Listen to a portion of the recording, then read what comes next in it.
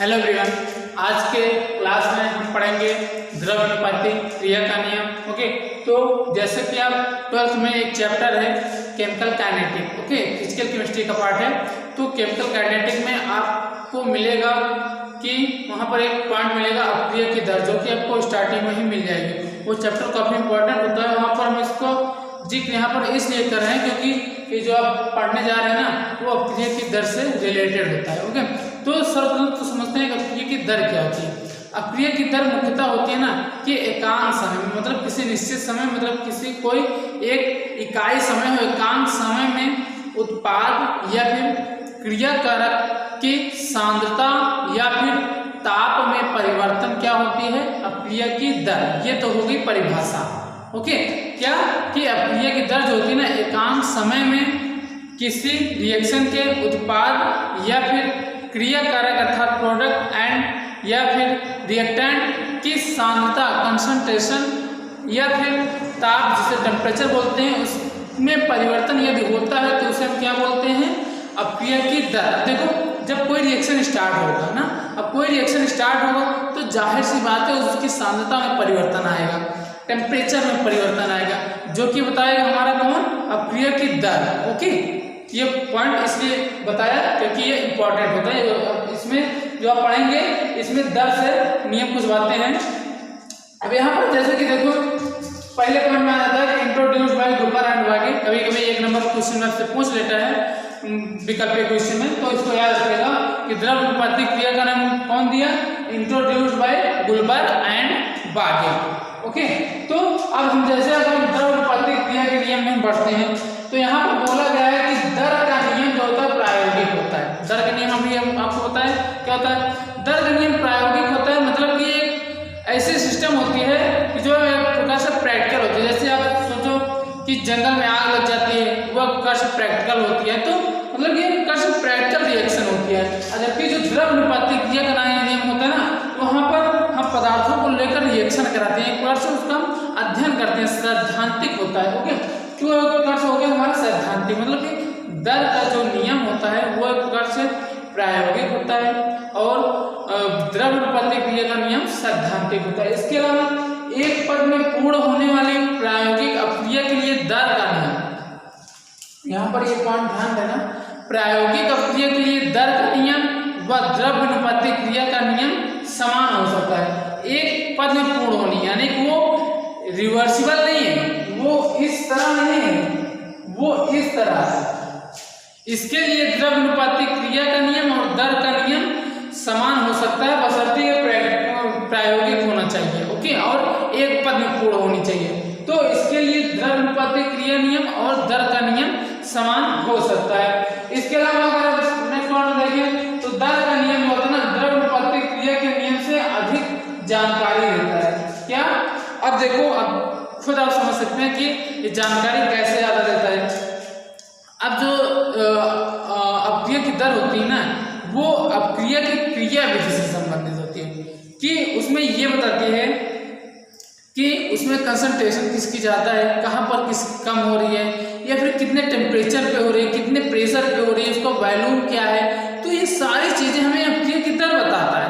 तो जाहिर सी बात है कि अपक्रिया की दर होगी ना, जो द्रव्यानुपाती क्रिया है उसके नियम से उससे कहीं ज़्यादा हमें वो जानकारी देगा, क्योंकि वो जो अपक्रिया की दर होती है वे हमें रिएक्शन के प्रकार से उसके क्रिया विधि से संबंधित होता है। कौन? हमारा रेट ऑफ रिएक्शन, जिसे बोलते हैं अपक्रिया की दर। ओके, आई बात समझ में?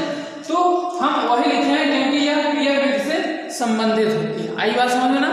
अब देखो, द्रव्यानुपाती क्रिया नियम क्या बोलता है। द्रव्यानुपाती क्रिया नियम आप जब भी पढ़ेंगे तो वहां पर दर से संबंधित आपको अवश्य बातें समझनी पड़ेंगी। अब जब द्रव्यानुपाती क्रिया का नियम पढ़ेंगे ना, तो उसमें भी दर से रिलेटेड किया गया है। तो यहाँ पर देखो, इसके अनुसार, किसके अनुसार, द्रव्यानुपाती क्रिया के नियम के अनुसार अपक्रिया की दर, क्या, रेट ऑफ रिएक्शन, देखो अपक्रिया की दर आ गई। तो इस नियम के अनुसार अपक्रिया की दर क्रिया कारक की सांद्रता के गुणनफल के सीधे समानुपाती होती है। किसके? क्रिया कारक के सांद्रता के गुणनफल के सीधे समानुपाती होती है, जैसे कि यहाँ पर आपको हम बताए हैं। अब वो अग्र क्रिया के लिए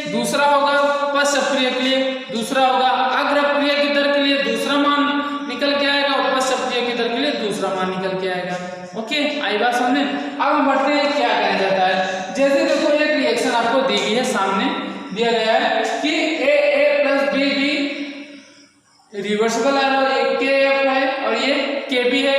के एफ एक प्रकार से कांस्टेंट होता है अर्थात फॉरवर्ड डायरेक्शन में अर्थात आगे दिशा में, और के बी होती है ये भी एक प्रकार से कांस्टेंट होता है, बशर्ते एक जो बी लगा है वो बैकवर्ड अर्थात पीछे वाली दिशा में इसकी क्या होगी वही दिया गया है। ओके, तो इसको हम अभी बताएंगे के एफ और के बी के बारे में। तो अब यहाँ पर देखो हम अग्रक्रिया की दर फाइंड करें। अग्रक्रिया की दर जैसे यहाँ पर दिया गया था, अभिक्रिया की दर दिया था ना, तो हम यहाँ पर फाइंड करें किसकी, अभिक्रिया की दर किसके रूप में, अग्रक्रिया की दर। अब जब हम अग्रक्रिया की दर फाइंड करेंगे तो हमें ये मिलेगा। तो यहाँ पर देखो अग्रक्रिया की दर आरएफ लिखे हैं, आरएफ प्रोपोर्शनल एक्टिव मास ए की power A active mass be की पावर बी। देखो ये सारी चीजें क्यों आपको बता रहे हैं, ये अभी तक जो आप लिखते थे ना, अब ये रिएक्शन दे दी जाती थी तो इसके लिए हम कैसे लिखने के लिए बोलते थे, आप झट से लिख देते कि एक्टिव मास सी की पावर सी, एक्टिव मास कैपिटल डी की पावर डी बटे एक्टिव मास ए की power A active mass be की पावर बी। ये आप झट से लिख देते, तुरंत लिख देते, लेकिन ये कैसे आ रहा है, ये कहाँ से, ये हम कैसे इसको मान ले रहे हैं, तो वही हम आपको बता रहे हैं। ओके, तो अप्रिय की दर यहाँ पर हम निकाले कैसे कि अग्रप्रिय की दर, ये आरएफ हो गया, क्या आरएफ हो गया। देखो जब रिएक्शन होती है ना A plus B arrow C plus D, यहां पर हम के एफ निकालेंगे ना, जब के एफ निकालेंगे तो ये बात आएगी सी और डी की, जब हम आर एफ निकालेंगे तो यहाँ पर ए और बी की बात आएगी। ये बात ध्यान देना, इसमें भूलना मत। के एफ जो होगा यानी वो फॉरवर्ड दिशा में एक प्रकार से उसकी कांस्टेंट होती है जो कि उसके सी और डी को प्रदर्शित करती है, और जबकि आर एफ जब पूछेंगे ना तो वो अग्रक्रिया की दर बता रही है, यानी कि ये वाली। ओके, तो एक पॉइंट ध्यान देते चलना। तो आर एफ बराबर प्रोपोर्शनल एक्टिव मास ए की power A active mass be की पावर बी। जब हम यहाँ पर एक प्रोपोर्शनल को हटाएंगे तो यहाँ पर एक प्रकार से हम फॉरवर्ड दिशा में ले रहे थे ये अग्रक्रिया की दर, तो यहाँ पर कांस्टेंट के आता है, लेकिन चूंकि हम फॉरवर्ड दिशा में आ रहा है तो हम के एफ लगा देंगे। ओके, तो आर एफ प्रोपोर्शनल बराबर के एफ एक्टिव मास ए की power A active mass be की पावर बी। आई बात समझ में। उसी प्रकार अगर हम बढ़ते हैं पश्चिम दिशा में अप्रिय की दर, पश्चिम दिशा में अर्थात आरबी बैकवर्ड दिशा में रेट ऑफ रिएक्शन, तो यहाँ पर प्रोपोर्शनल इसके आ जाता है, और बढ़ते किसके आरबी बराबर, अब यहाँ पर के बी आ गया, के लिखे लेकिन बैकवर्ड में हो रहा है इसलिए बी लिख दिए, तो के बी एक्टिव मास की पावर से एक्टिव मास डी की पावर डी। ओके, अब हम यहाँ पर देखते हैं, अब यहाँ पर आप देखना ध्यान से कि अब यहाँ पर हम साम्य अवस्था की बात करेंगे, क्योंकि हम इस चैप्टर के अंतर्गत एक पद में पूर्ण होने वाली रिएक्शन नहीं पढ़ रहे हैं, यहाँ पर पढ़ रहे हैं दोनों साइड में होने वाली रिएक्शन अर्थात साम्य इक्विलिब्रियम स्टेट पढ़ रहे हैं। अब जैसे कि नाम ही देखो ये साम्य, रासायनिक साम्य इक्विलिब्रियम स्टेट के बारे में पढ़े, तो यहाँ पर हम देखेंगे कि साम्य अवस्था पर ये क्या हो रहा है। अब साम्य अवस्था मतलब कि दोनों पद बराबर हम शो करेंगे, अर्थात अग्रक्रिय की दर और पश्चक्रिय की दर दोनों इक्वल करेंगे। ओके, तो वही किया गया, अग्रक्रिय की दर और पश्चक्रिय की दर। बात तो समझ में आ रही है ना भाई। ओके, तो अब हम यहाँ पर देखो अग्रक्रिय की दर आर एफ बराबर क्या था, ये था, इसको हम लिख दिए, आरबी कैसा था हम इसको लिख दिए, इतना कोई प्रॉब्लम नहीं होनी चाहिए। तो अब हम क्या करते हैं, यहाँ पर कांस्टेंट एक आता है के। ओके, अब यहाँ से के की कहानी शुरू होती है, केसी केपी ये सब आप समझेंगे। अब यहाँ पर देखो कांस्टेंट के आता है जो कि अग्रक्रिय का जो कांस्टेंट होता है उसका अपान पश्चक्रिय का जो कांस्टेंट होता है उसका अनुपात होता है, कैसे के बराबर के एफ अपान के बी, या फिर ऐसे भी कह सकते हैं कि जब ये वाला पद इस साइड में आएगा, अर्थात जैसे दिया भी गया है कि हम यदि के बी को हम इस साइड ला लेते हैं, अर्थात के एफ है अर्थात बटे के बी इस साइड ला लेते हैं, तो इधर क्या बचेगा सी सी डी की पावर डी, और अब ये वाला जो एक्टिव मास ए की पावर ए है एक्टिव मास बी की पावर बी है, ये इस नीचे साइड चला जाएगा, अर्थात ए बी की पावर बी। अब यहाँ पर देखो के एफ अपन के बी निकला ना, के एफ अपन के बी, के बी इधर चला, के एफ अपन के बी, तो यही मान लिए थे हम के, ओके यही पर के मान लिए थे। अब यही के जो है आगे चल के के सी बन जाएगा, इसमें के सी में, के पी में। अब ये के सी सांद्रता के पदों में जब हम कांस्टेंट लिखेंगे तो के सी लिखेंगे, प्रेशर के रूप में जब कांस्टेंट लिखेंगे तो वहां पर के पी लिखेंगे, ओके।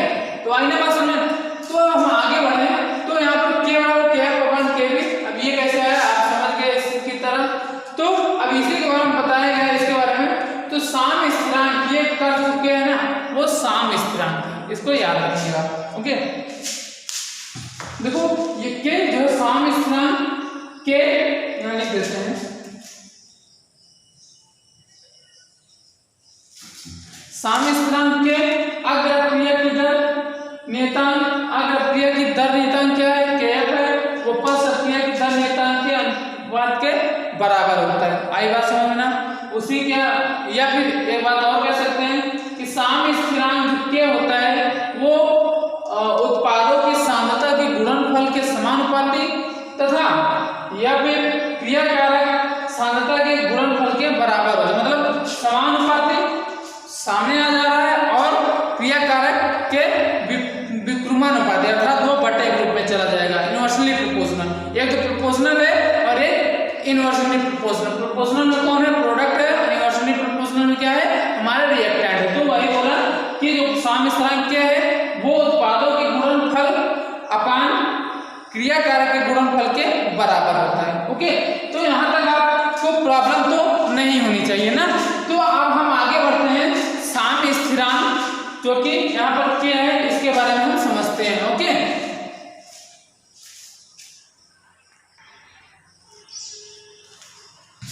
अब यहाँ देखो साम स्थिरांक के प्रकार देखते हैं। साम स्थिरांक कौन, के, ये के प्रकार देखते हैं, उसको किस किस फॉर्म में हम लिख सकते हैं, ओके। तो यदि हम साम स्थिरांक के प्रकार में देखें तो पहला आएगा सांद्रता के पदों में, अर्थात कंसंट्रेशन होता है। तो यहाँ पर के सी लिखे, सी फॉर कंसंट्रेशन, सांद्रता के पदों में ये इसकी पहचान होती है। जहाँ पर के सी आ जाए वहाँ समझ लेना कंसंट्रेशन से रिलेटेड है, ओके। तो अब यहाँ पर के सी, अगर हम के लिखते पहले, यहाँ पर हम के सी ना लिखते तो के का फॉर्म क्या था ये। अब चूंकि अब ये जो साम स्थिरांक के था अभी सांद्रता के पदों में, तो इसको हम किस फॉर्म में लिखेंगे, केसी के फॉर्म में। तो ये हो गया हमारा केसी बराबर इतना। अब हम केसी की यूनिट अगर देखते हैं तो कुछ इस प्रकार निकलता है, मोल पर लीटर, मोल पर litre C plus D minus M plus D. ये क्या होता है, ये ऊपर जो आपको घात दिख रही है ना, ये ऐड किया गया C plus D minus A plus B, okay, जो कि होती है डेल्टा एनजी। डेल्टा एनजी, अब जैसे कोई रिएक्शन है 2A plus B arrow C plus 3D, okay.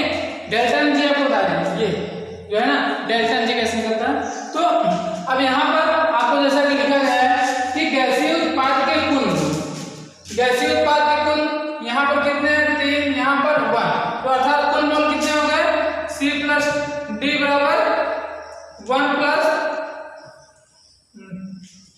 Plus 3 बराबर 2, और इसके मोल कितने हो गए 2, इसके मोल कितने हो गए 1, तो यहाँ पर कितने हो गए, तो A प्लस B बराबर 2 प्लस 1 बराबर 3। अब यहाँ पर हम डेल्टा एनजी निकालेंगे, तो डेल्टा एनजी बराबर इज इक्वल टू क्या है, उत्पाद के कुल मोल। उत्पाद क्या है, ये हमारा है C और D, उत्पाद कितना निकल गया था 4 माइनस A प्लस B, क्रियाकारक के कुल मोल कितने थे 3 अर्थात 1, डेल्टा एनजी हमारा कितना गया 1। तो इस प्रकार डेल्टा एनजी हम फाइंड करते हैं, ओके। ये बात ध्यान देना, तो वही हो गया, ये बात भी ध्यान देना, गैसीय उत्पाद और गैसीय क्रियाकारक के रूप में होनी चाहिए, ओके। तो ये गैसीय उत्पाद के कुल मोल हुआ, गैसीय क्रियाकारक के कुल मोल, तो ये हो गया हमारा डेल्टा एनजी। उसी प्रकार अगर हम दाब के पदों में देखें तो दाब के पदों में भी हम यहाँ के पी नहीं लिखेंगे, तो ये पहले क्या रहेगा, साम स्थिरांक के रूप में। अब चूंकि प्रेशर के रूप में हम फाइंड कर रहे हैं तो यहाँ पर केपी लग जाएगा, केपी लग जाएगा, और यहाँ पर लिखने का कुछ आइडिया भी चेंज हो जाएगा।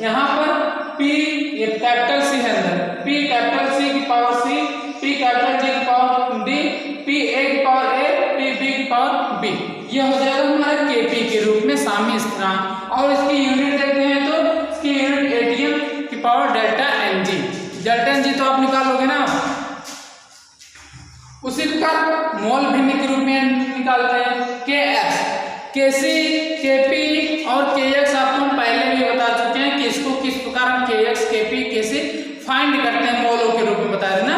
तो उसको एक बार पीछे लेक्चर में जिस लेक्चर में पढ़ाए थे उसको जरूर एक बार देख लेना, तब आगे क्वेश्चन आप लगा सकेंगे। ओके, अब जैसे Kx आपसे पूछ लिया गया, जैसे बोलते हैं मोल भिन्न, जिसे बोलते हैं मोल फ्रैक्शन, इसको क्या बोलते हैं मोल फ्रैक्शन।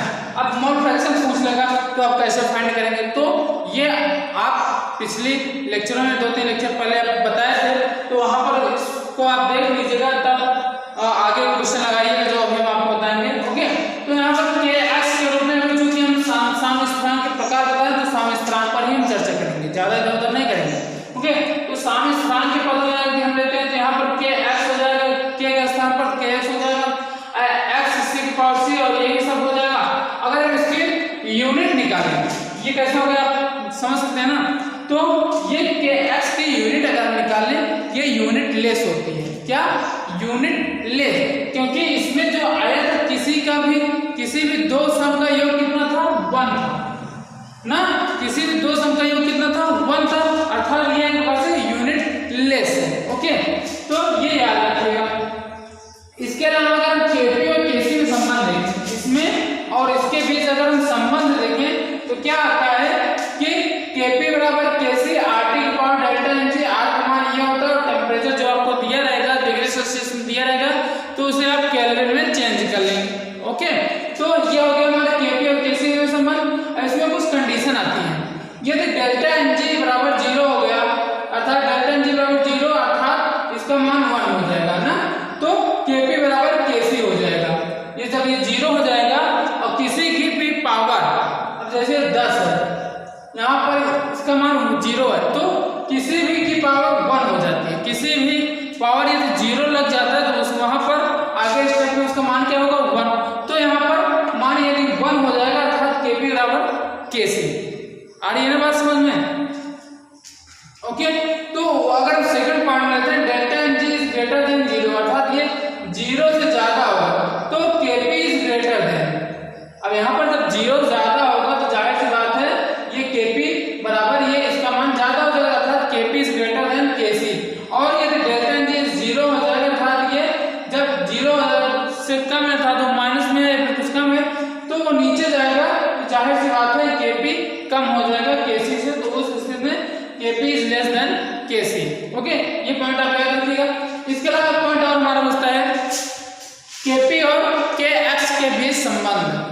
Kp और Kx के बीच संबंध होता है Kp बराबर Kx P की पावर डेल्टा Ng, यहाँ पर P आपको जो दिख रहा है वो साम्य अवस्था पर टोटल प्रेशर है। ओके, तो ये सारे पॉइंट आप रिवीजन के लिए इसको जो आपको संबंध बताए गए हैं इसको आप जरूर से जरूर याद रखिएगा। बाकी हम 1-2 क्वेश्चन करते हैं। ओके,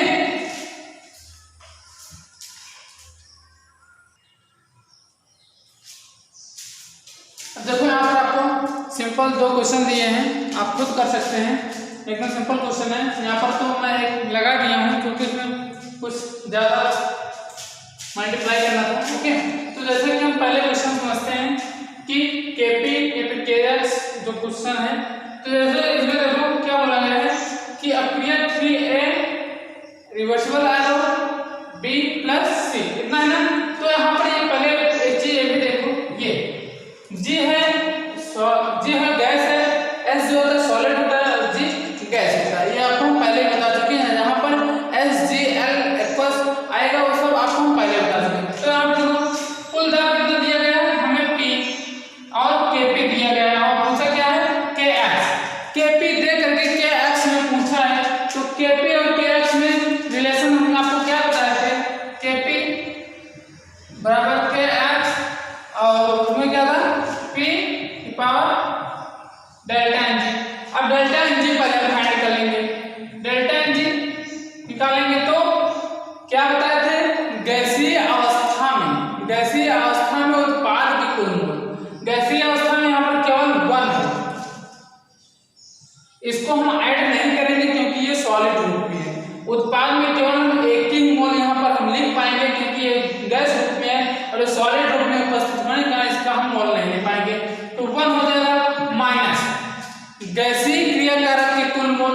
गैसीय क्रियाकारक के कुल मोल कितने हैं 3, अर्थात यह आ जाएगा -2। आई बात समझे। तो अब हम Kp का मान रख देते हैं। Kp मान 0.2 के x हमें फाइंड करना है, P हमें दिया गया है 10 atm अर्थात और डेल्टा G मान -2 हो जाएगा। तो 0.2 बराबर के x अपान 10⁻²। ये नीचे आएगा तो प्लस में हो जाएगा ना, इतना तो समझते हैं हम। तो के x बराबर कितना हो जाएगा 100 × 0.2 बराबर 20, अर्थात के x का मान कितना निकल गया है 20। अब चूंकि ये यूनिट लेस होती है इसलिए हम आगे कुछ नहीं लिखे। ओके, ये बात आगे नहीं समझ, एकदम सिंपल सा क्वेश्चन है। उसके बाद सेकंड में भी देखो a + 3b आयरो 2c 127 सेंटीग्रेड पर Kc का मान 3.28 दिया गया है, वो Kp का मान पूछ रहा है। अब सर्वप्रथम तो हम जो टेम्परेचर दिया गया है सेंटीग्रेड में दिया गया है तो इसे हम केल्विन में बदल देंगे। तो इसे क्या करेंगे 127 + 273 कितना हो जाएगा 400 केल्विन। ओके, तो ये 400 केल्विन में हो जाएगा। और Kp और Kc में संबंध क्या था, ये Kp बराबर Kc RT की power delta Ng। Delta Ng हम यहाँ पर निकाल लिया 2 - 4 बराबर कितना हो जाएंगे डेल्टा Ng बराबर 2 - 4/2 -2 यहाँ पर निकल जाएगा ना। तो यहाँ पर -2 मान दिया और Kc के स्थान पर मान रख दिया Kc का, और RT का मान चूंकि होता है 0.082 इंटू T का मान दिया यहाँ पर केल्विन में 400, इससे सॉल्व करेंगे तो आ जाएगा आंसर 0.003। ओके, तो एकदम सिंपल सा क्वेश्चन है। ऐसे कुछ क्वेश्चन में आपसे पूछ लेगा कि अग्र अपक्रिया का साम्य स्थिरांक दे दिया जाएगा और Kp का मान लो आपको दे दिया जाए, तो वहां पर आपको Kc का मान पूछेगा और पश्च अपक्रिया के लिए साम्य स्थिरांक का मान पूछेगा ना। तो वहां पर आपको क्या दिया रहेगा Kp का मान गिवन रहेगा और क्या मान दिया जाएगा Kf का मान दिया रहेगा। अब पूछेगा क्या Kp बराबर और Kc बराबर। तो उस स्थिति में आपका जब अगर Kp का मान दिया हो Kf का मान दिया हो Kb का मान पूछ रहा हो और Kc का मान पूछ रहा हो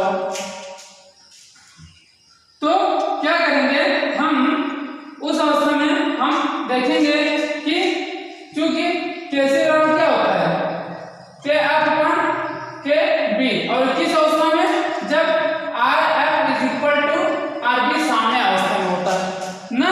तो यहाँ से हम Kf का मान रखेंगे व Kb का मान हम फाइंड करेंगे Kc का मान।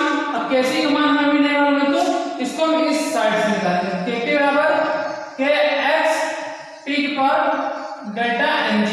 ओके, तो यहाँ से हम इससे नहीं, इससे यहाँ पर होगा कैसे RT की पावर डेल्टा Ng। अब यहाँ से हमें Kp का मान मालूम है तो यहाँ से हम Kc का मान निकाल देंगे।